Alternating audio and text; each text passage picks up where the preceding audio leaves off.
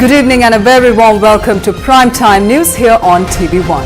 It's the 9th of September 2023. Bringing you the news, I am Theruni Karunaratna. Let's first take a look at your headlines for tonight.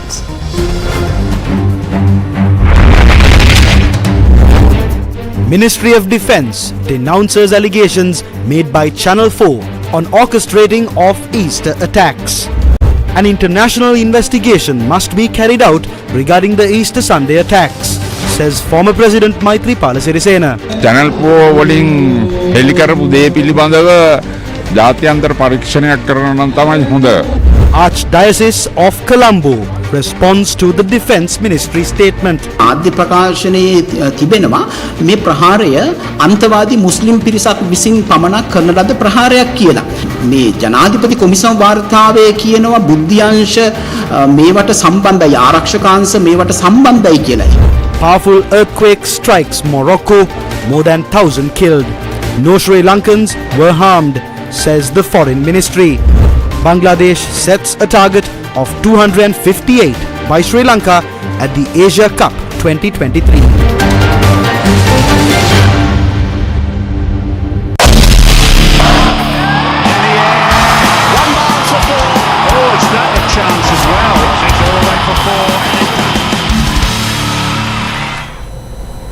In our top story for tonight, the match between Sri Lanka and Bangladesh in the Super 4 round of the 2023 Asia Cup is currently being played at the R. Premadasa Stadium in Colombo. Batting first, Sri Lanka scored 257 runs at the end of the innings. Winning the toss, Bangladesh opted to bowl first. Accordingly, Pathum Nissanka and Dimut Karunaratne opened the Sri Lankan innings. Dimut Karunaratne was out for 18 runs, limiting their partnership to 34 runs. Kusal Mendis, along with Pathum Nissanka, strengthened Sri Lanka's innings by establishing a partnership of 74 runs for the second wicket. Pathum Nissanka scored 40 runs. Kusal Mendis scored his 24th ODI half-century today. TV1 is the official local broadcaster of the 2023 Asia Cup. The 2023 Rugby World Cup commenced in France this morning. The 2023 Rugby World Cup commenced with an extravagant opening ceremony with the presence of the French President Emmanuel Macron. Thousands of fans were treated to a show infused with French culture with a gigantic replica of the Eiffel Tower in the middle of the stadium. And full of his own stunts.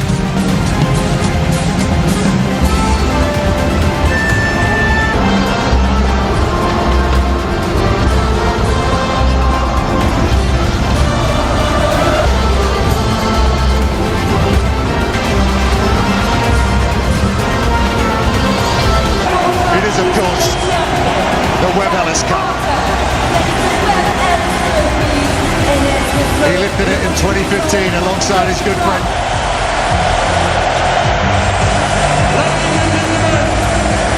The first match of the 2023 Rugby World Cup was between All Blacks of New Zealand and France. France brought the stadium to the boil after a timid first half, turning on the style when it mattered to make a giant leap towards securing top spot in Pool A. They scored 2 tries through Damien Pino and Melvin Jaminet, while the boot of fullbacks Thomas Ramos made the difference with 17 points. Accordingly, host France underlined their Rugby World Cup credentials with a sizzling 27-13 victory against New Zealand, handing the 3-time champions their first defeat during a pool phase in a nail-biting, high-paced curtain raiser on Friday. The All Blacks, beaten for the first time in 32 World Cup pool games, had 2 Mark Telia tries and a sole penalty by Richie Mununga to show for themselves. The matches will be telecast on TV1, Shakti TV and Sirasa TV from September 8th to October 28th. The tournament will also be streamed live on www.sirasatv.lk. The matches will also be recorded and replayed for the benefit of our viewers, since the matches would be played late in the night Sri Lanka time.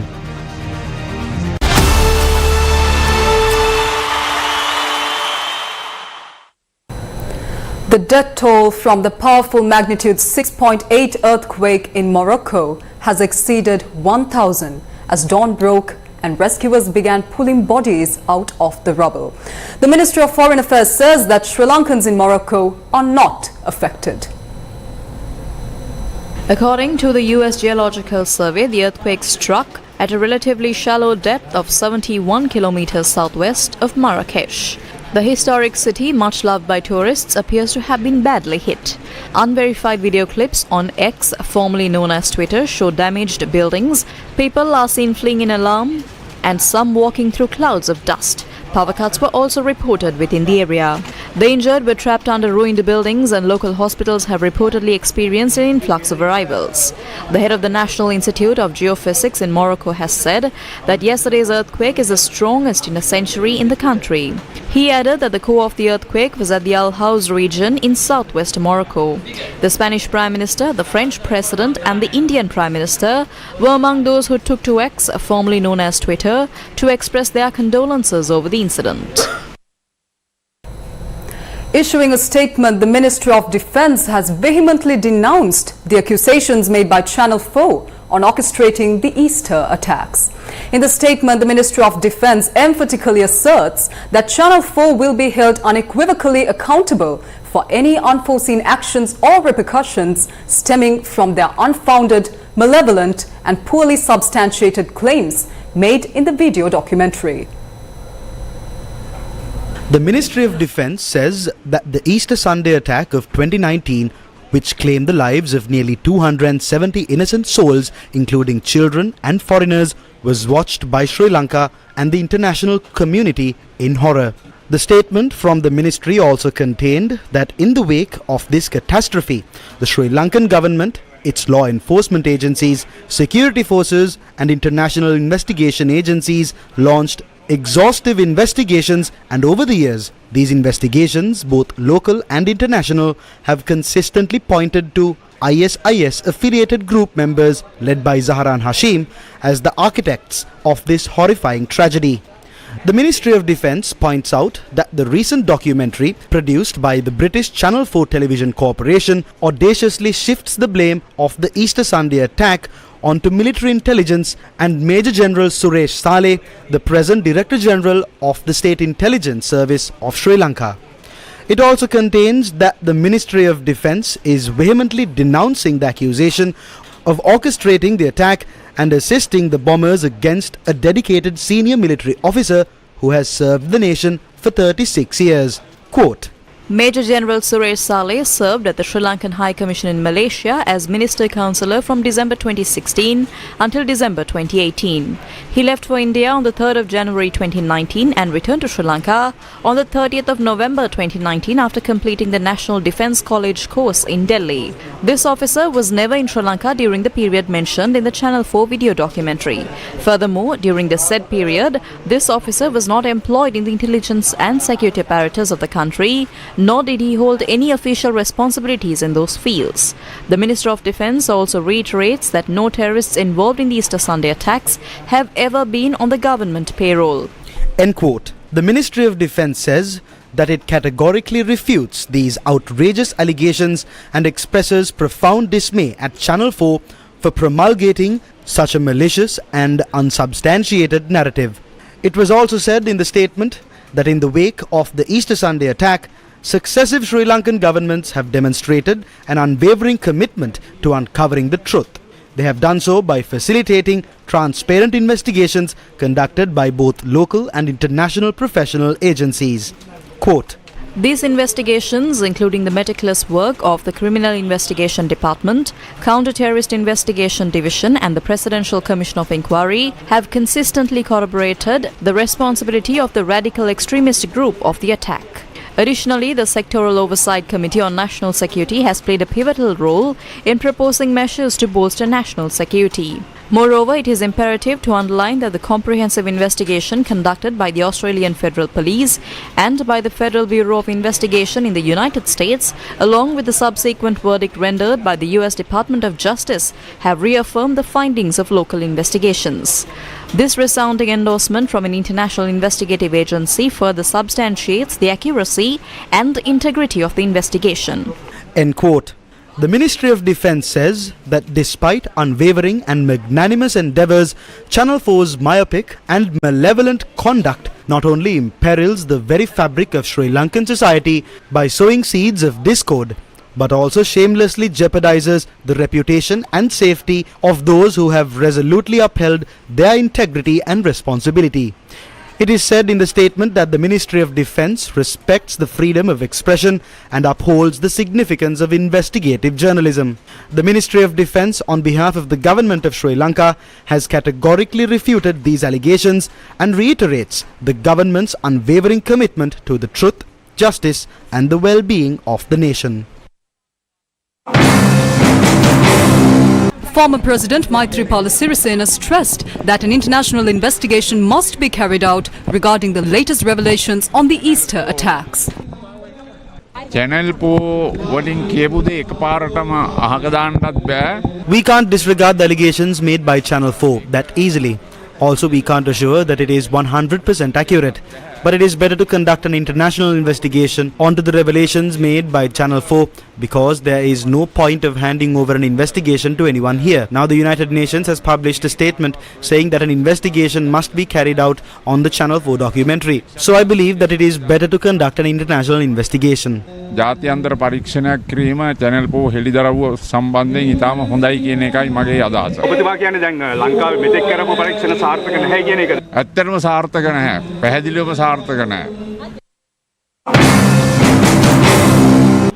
Speaking at the Mulkiriyagala Balamandali meeting of the SLPP, MP Nama Rajapaksa expressed the following views. Channel 4 නාලිකාව රාජපක්ෂලා එක්ක පාරම්පරික ප්‍රශ්නයක් තියෙනවා. විශේෂයෙන් මහින්ද රාජපක්ෂ ජනාධිපතිතුමා. Channel 4 has a hereditary problem with the Rajapakshas, especially with Mahindra Rajapaksa. We witnessed the result of that when the Aragale was planned. The State Intelligence Service could not have received information on that. Even when international intelligence services provided information on the Easter attacks, the government didn't take any measure regarding it. What Channel 4 is doing not only tarnishes the name of the Rajapakshas, but they are also trying to ruin the respect we have for the state intelligence. There are some people who are working for political mileage. They will use this opportunity to gain these benefits. But on the other hand, there will be some people that will use this as a way to cover up their mistakes.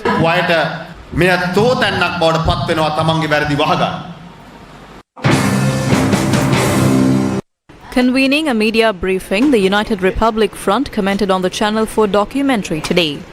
There are two important points in that documentary.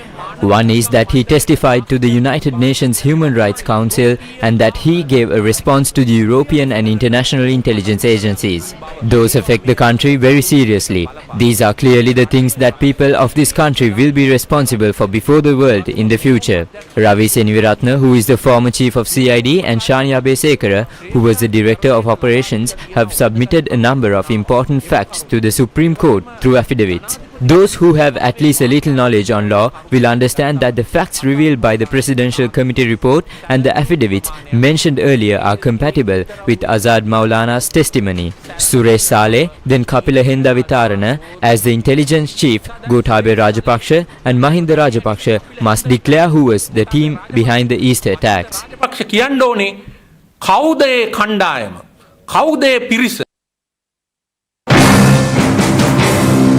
Opposition leader Sajith Premadasa says one should not be hesitant to reveal the truth behind these Sunday attacks. The opposition leader made these remarks while speaking to the media after attending a ceremony at the shrine of Our Lady of Mathura.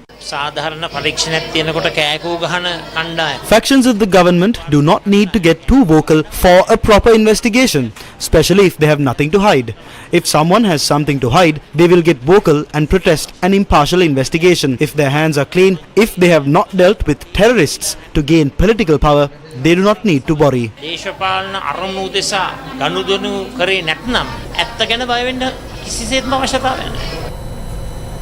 Convening a special media briefing this afternoon, the Archdiocese of Colombo heavily criticized the statement released by the Ministry of Defence in response to the Channel 4 documentary. මෙම මාධ්‍ය නිවේදනය We see this statement released by the Ministry of Defence as a very shameless and useless attempt from their side. If grave accusations like this are being made against the country's officials and former president by a certain channel, the country's defence ministry should not blatantly reject the allegations. They need to conduct investigations and keep the citizens updated in that regard. If people mentioned are actually innocent, they should declare their innocence, or vice versa. From this blatant rejection of allegations, we can clearly see how the Ministry of Defence is trying to clear the records of the suspects. These are not new to us. Our suspicions were proven through this Channel 4 documentary. A responsible government and the Ministry of Defence should first conduct investigations and then release a statement using its findings. ඒ තුලින් තමයි මෙවැනි මාධ්‍ය නිවේදනයක් නිකුත් කරන්නට ඕනේ. Reverend Father Jude Prishantha Fernando further questioned whether the public should accept the statement issued by the Ministry of Defence today or the Presidential Commission report issued by the 5-member bench. ආරක්ෂක අමාත්‍යාංශයේ මේ මාධ්‍ය ප්‍රකාශ The statement by the Ministry of Defence says that this is an attack that was carried out not only by a group of Muslim extremists. The Presidential Commission report says that the country's defence forces and intelligence were also involved. In that case, how can the Defence Ministry all of a sudden say that the country's defence forces and intelligence are not involved? This makes no sense. The Commission report that was prepared after much work mentions intelligence services. We must ask why the Defence Ministry rushed to release a shameless statement of this sort. We see this attempt as a very shameless act committed towards the victims of the Easter Sunday terror attacks. වින්දිත ජනතාවට කරන්නා වූ මහා අසික්කිත ක්‍රියාවක්. Former General Secretary of the SLFP, Dayasiri Jayasekara, says that he will not exit the Sri Lanka Freedom Party. He made these remarks when he arrived at his office in Hettipula for the first time after being removed from the post of General Secretary. MP Dayasiri Jayasekara was greeted with a warm welcome when he arrived in Hettipula.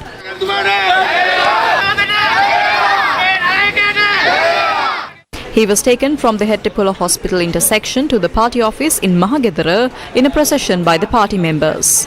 The people who have left the party and claimed ministerial positions are inside, while the ones who worked for the betterment of the party is outside. Even if they beat me up, I will not leave the Sri Lanka Freedom Party. The chairmanship of the Sri Lanka Freedom Party cannot be taken by force.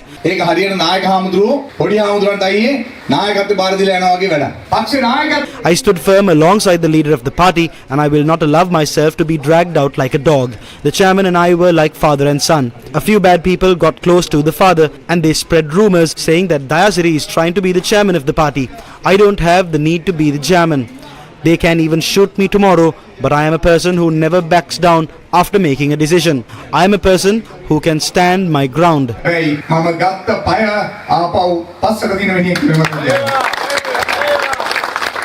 In a press conference held after the welcome ceremony, the MP further explained the reasons for his sudden dismissal from the position of General Secretary of the Sri Lanka Freedom Party.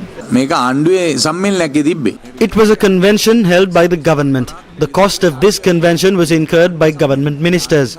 4 to 5 million was spent by these ministers.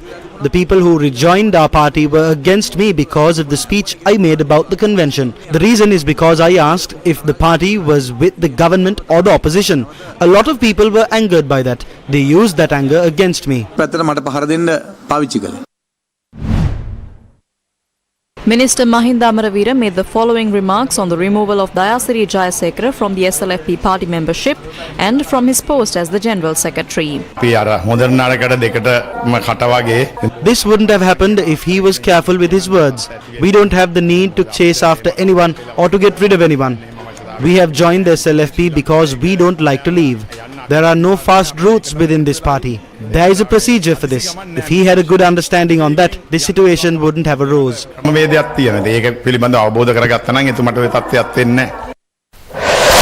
first with the people.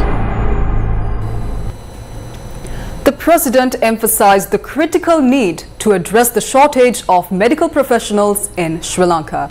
He was speaking at the commemoration of Joseph Fraser Nine Wells Hospital's centennial anniversary. The commemoration of Joseph Fraser Nine Wells Hospital's centennial anniversary was held today under the auspices of President Ranil Wickremesinghe. A commemorative stamp in honor of Joseph Fraser Nine Wells Hospital's centenary anniversary was unveiled and presented to the President. If you are going to get foreign patients in the country, we want medical tourism and the health services to be of the highest standard. We in fact have to rethink our whole medical health policies, where we have private hospitals, government hospitals, and actually everything has got intermeshed. And the large number of doctors are now leaving the country. How do we educate them? So the first non-government medical faculty will be opened up. We've also given the sitem to Morocco University, but I hope they are giving space for more medical colleges and universities to open up. That's the only way in which we can have more doctors. Some will stay, some will go, but there doesn't seem to be any other option. That we have people of very high standard, and we have now to work out a new system where the private and the public can work together, and also some form of insurance so that people can make a choice whether to go to a government hospital or to a private hospital. This is what we have to address. We have a long journey and a new system economy which we will open out fully so that private enterprise can also thrive and go forward. Without that engine, the country cannot prosper, it cannot develop. Surgeries are put on hold at the Abilipitia District General Hospital due to the shortage of doctors. Now, the hospital committee stated that the only consultant anesthesiologist at the hospital had left service without prior notification. Patients from Ratnapura, Munaragala, Hambantota and Mathura districts belonging to the Sabragamuwa, Uva and southern provinces travelled to the Abilipitia District General Hospital to receive treatment. Around 185 patients are taken in for surgery daily, and in total 9,144 surgeries have been performed last year. Against such a backdrop, the only consultant anesthesiologist in the hospital migrated last April.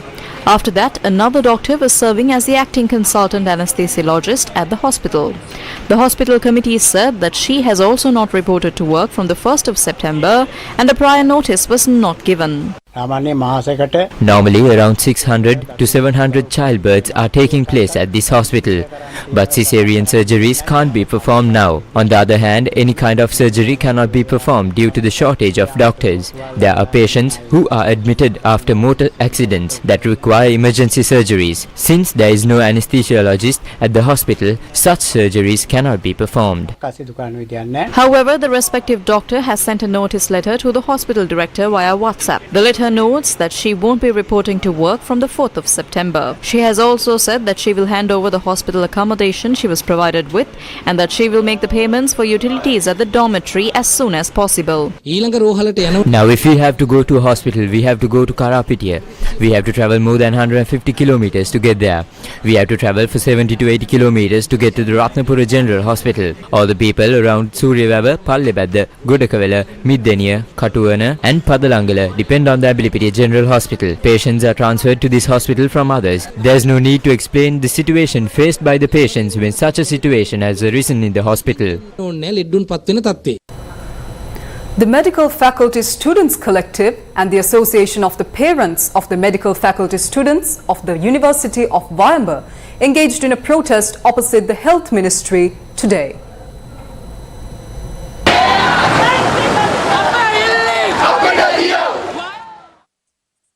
The protest was organized to demand a solution for the shortage of junior nursing staff in the professorial unit of the medical faculty of the University of Waiamba for more than 1 year. The protesters allege that the medical students are facing difficulties in obtaining the particular clinical practice.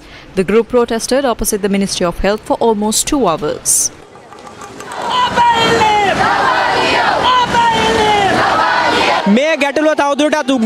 If this situation continues, the existing doctors' shortage in the country will be worsened. It will create a situation in which all the people will be affected. It is impossible to educate doctors from the Waiamba University unless this problem is solved. So please provide the professorial unit of the university with adequate medical staff within the next 2 weeks.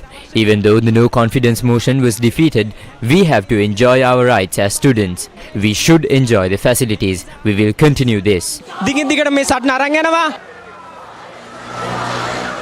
The police then arranged a meeting with the General Secretary of the Ministry of Health.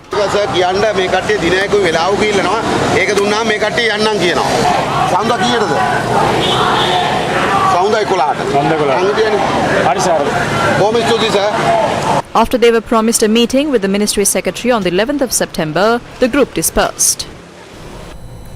Up next is Crime Watch. A young woman died after falling off the 13th floor of an apartment complex in Alves Place, Mount Lavinia. The woman was 27 years old. The deceased, who also holds citizenship in England, arrived in Sri Lanka last April and has been residing in the apartment complex in Alves Place. According to the police, she was planning to return back to England tomorrow. However, the police have begun investigations into this incident, which happened early this morning. Meanwhile, the Mount Lavinia Acting Magistrate Ratnagamage conducted examinations. Was this a murder or an accident? Or was this a suicide attempt? Further investigations into this are currently underway. State Minister of Finance Ranjit Sembalapitia says that immediate measures will be taken to amend the excise ordinance. It is like a patient with a large number of plasters. Through the 1913 Act, we can understand the obstacles and challenges that we will have to face when engaging with the modern world. The coverage given by the Act is not sufficient now. Moreover, the 902 notification, introduced in 2008, directly affects the location of liquor stores. This notification needs to be updated. We hope that this update will increase state revenue.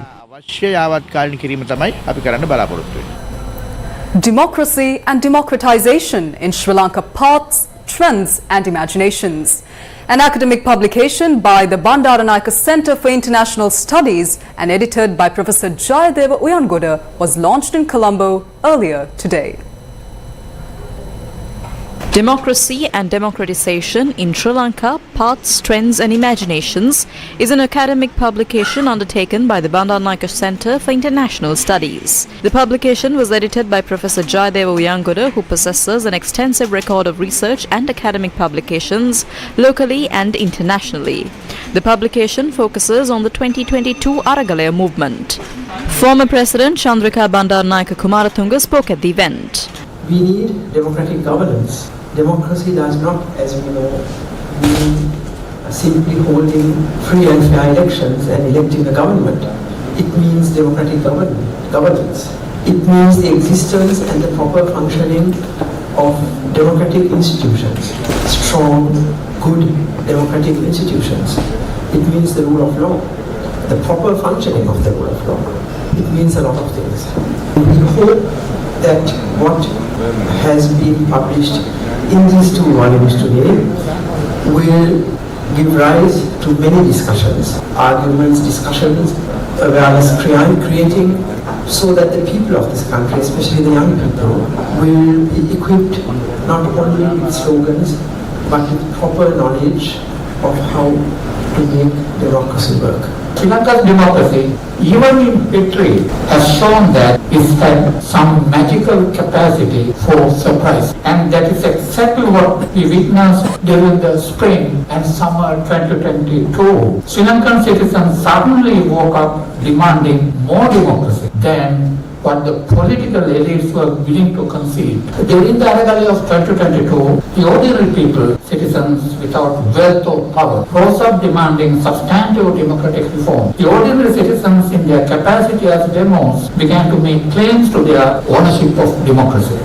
Let us briefly reflect on what is happening to democracy in Sri Lanka at present. Sri Lanka's democracy seems to have entered a new phase of forced retreat. Democracy is retreating not on its own, but it has been forced to retreat, engineered by the new ruling coalition.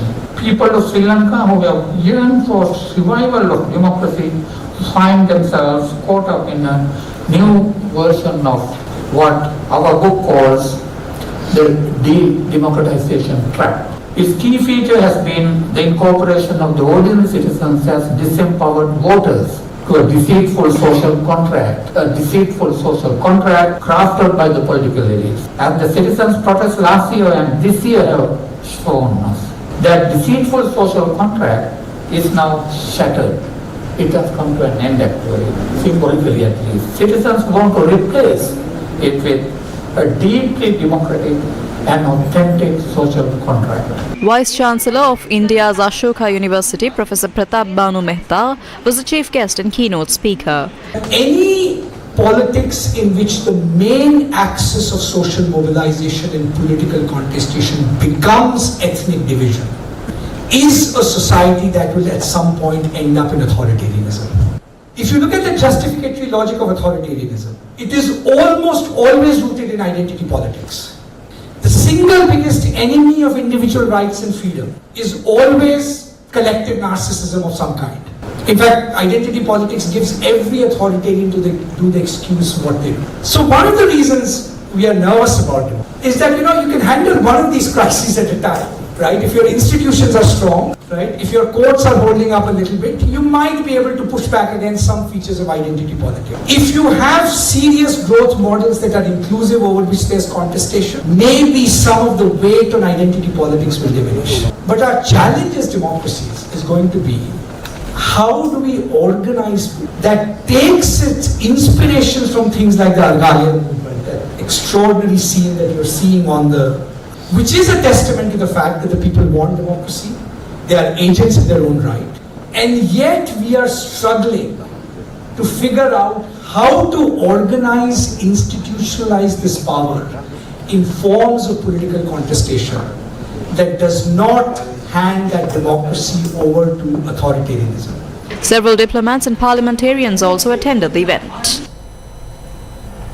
Today marks the 19th day of the second leg of the LOLC Divisavya Social Welfare Program.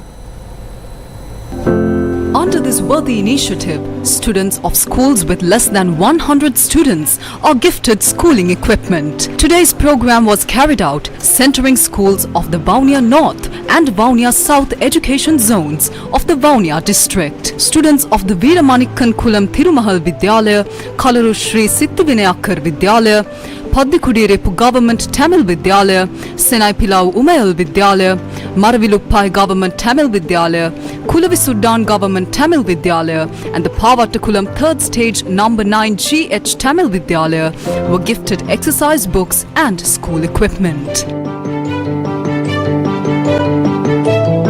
The LOLC Divisavya Social Welfare Program is carried out with the support of the Ministry of Education and is sponsored by the LOLC Group. Ruanthi Gajadira, an exceptional talent in the world of sustainable fashion, has earned the runner-up position at the esteemed Redress Design Awards 2023, the world's largest sustainable fashion design competition.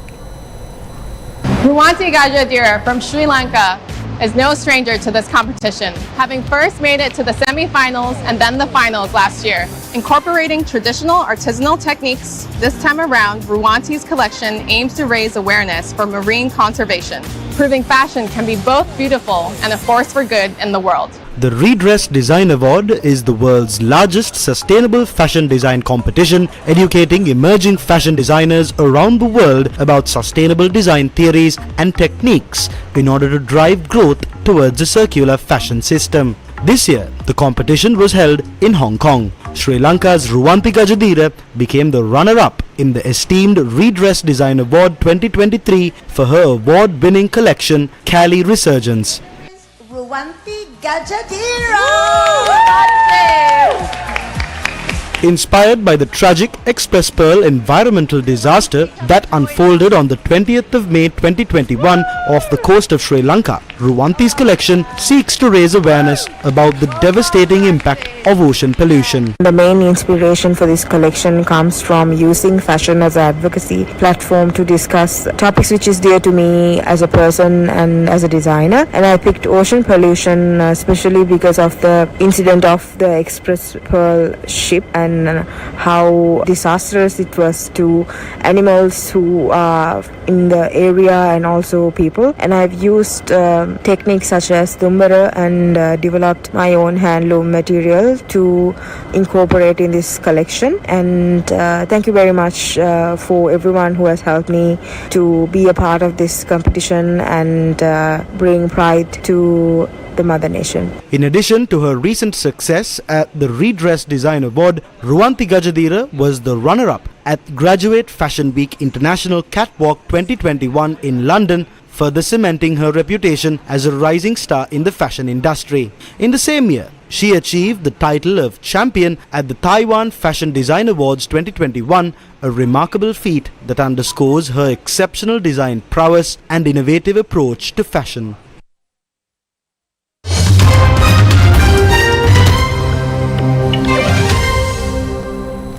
India is hosting the leaders of the group of 20 major economies for their annual summit this weekend. The G20 is an intergovernmental forum comprising 19 countries and the European Union. It works to address major issues related to the global economy such as international financial stability, climate change mitigation and sustainable development.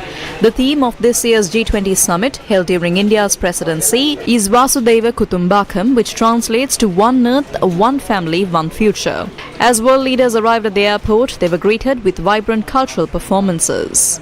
The world leaders included UN Secretary-General Antonio Guterres, US President Joe Biden, Japanese Prime Minister Fumio Kishida, UK Prime Minister Rishi Sunak, Australian Prime Minister Anthony Albanese, Canadian Prime Minister Justin Trudeau, South Korean President Yoon Suk Yeol, and South African President Cyril Ramaphosa. Chinese Premier Li Qiang arrived in New Delhi instead of President Xi Jinping. Russian Foreign Minister Sergei Lavrov is leading his country's delegation as President Vladimir Putin, who has an arrest warrant over the Ukraine war, has not travelled overseas for some time and will not attend. Leaders of countries that are not part of the G20 but have been invited to attend are also in Delhi, including Prime Minister Sheikh Hasina of Bangladesh. The African Union has also formally taken its seat as a member of the G20 at the invitation of Indian Prime Minister Narendra Modi. Prime Minister Narendra Modi made his address to the G20 Summit with his country nameplate labelled Bharat, an ancient Sanskrit word in the biggest signal yet of a potential official change.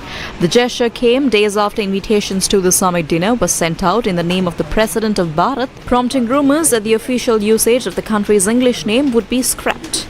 The leaders are said to have discussed issues including climate change, food security and debt restructuring for poor countries.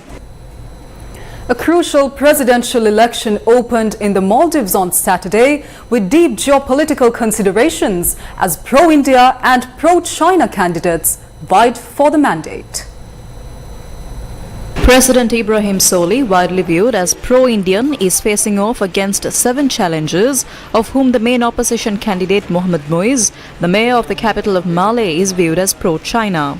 Former Maldives President Maumoon Abdul Gayoom's son Ahmed Fariz will also be running for president as an independent candidate at the election today. The two Asian superpowers have hotly contested for influence over the strategic South Asian island nation for many years, pouring development funds for various infrastructure projects. This has traditionally been India's sphere of influence. But the last president, Abdullah Yameen, steered a pro-China course until he was replaced by Soli. The latest polls showed Soli marginally ahead of Moise. A candidate must poll 50% of the vote. If no candidate does so, there would be a runoff election later this month with just the top 2 candidates from this election. President Ibrahim Soli and the first democratically elected president and current Speaker of the Parliament, Mohammad Nasheed, casted their votes today.